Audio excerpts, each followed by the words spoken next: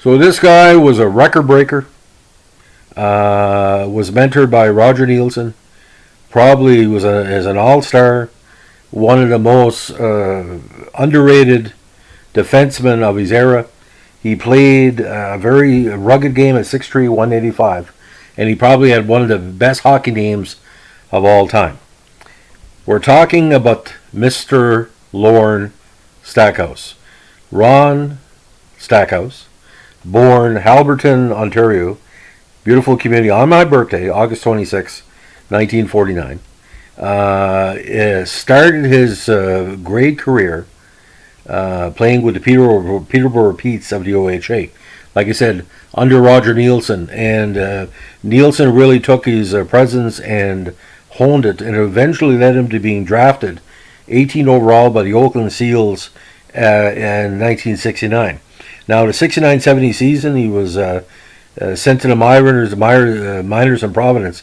He had some really good totals of his last year by OHA, 46 points in 54 regular season games, 10 points in the playoffs. But by 71, he got called up, and he had one of the better rookie seasons for the Seals at that time, with 32 points in 78 games. Now, for some reason, the Seals gave up on him, and he was eventually traded to the Detroit Red Wings, where again he put up consistent totals.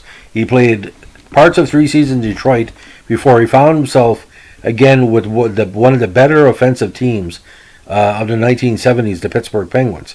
Now, of course, both Detroit and Pittsburgh had difficulty with the playoff run, but when Pittsburgh finally formed that offense, he was a big part of that. Ladies and gentlemen, his statistics went up by 200%.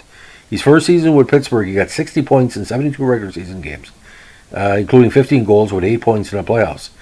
Better season, a career year the next year, 71 points in a 76 campaign. This was a team, again, Jean Pronovost, LaRouche, Kehoe, very mobile players on that squad. 41 points in his third full season with Pittsburgh in 77. 78, hampered by injuries, got back on the positive side with 43 points in 79, including 10 goals. And he wrapped up his last 3 years by notching close to 100 points in those last 3 seasons. So, but Stackhouse always had a love of education.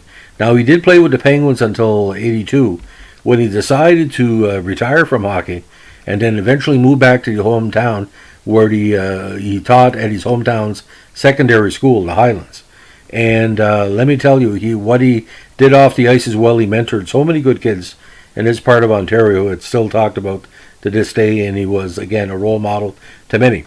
But when I talk about the record breaking he tied the NHL record in March of 75 by getting 4 assists in 1 period. And he also tied the NHL record in that contest with getting 6 assists by a defenseman in 1 game. And by, like I said, that 75-76 season, one of the most underrated offensive teams of the modern era, that Penguins team. And the only reason why they didn't make it to the semifinals, they were going up against the Islanders and some other tough squads. And let me tell you, when you talk about good defensemen of the 1970s, you should mention Ron Stackhouse more often, because just like every team needs the defensive quarterback, he was that player for Pittsburgh. And again, you look at, like I said, Kehoe, Pronovost, LaRouche, Lowell, McDonald. You know, it was a pleasure watching Pittsburgh. Not only they had beautiful jerseys, it was a lot of excitement in the Pittsburgh home rink, because you see how it would work with Lemieux in the 1990s. It was just as hot in the 70s, ladies and gentlemen. And I remember there was one game they were playing Montreal. My God, they were like throwing babies from the rafters. They were so excited. And I can still hear the announcement, Stackhouse has scored for Pittsburgh. You know, it was quite a call, because Stackhouse, you know, there's been many great athletes over here called Stackhouse, and he holds up with the legacy right there. So that's the legacy of Ron Stackhouse. Again, thanks for listening, ladies and gentlemen. Enjoy your evening. Bye.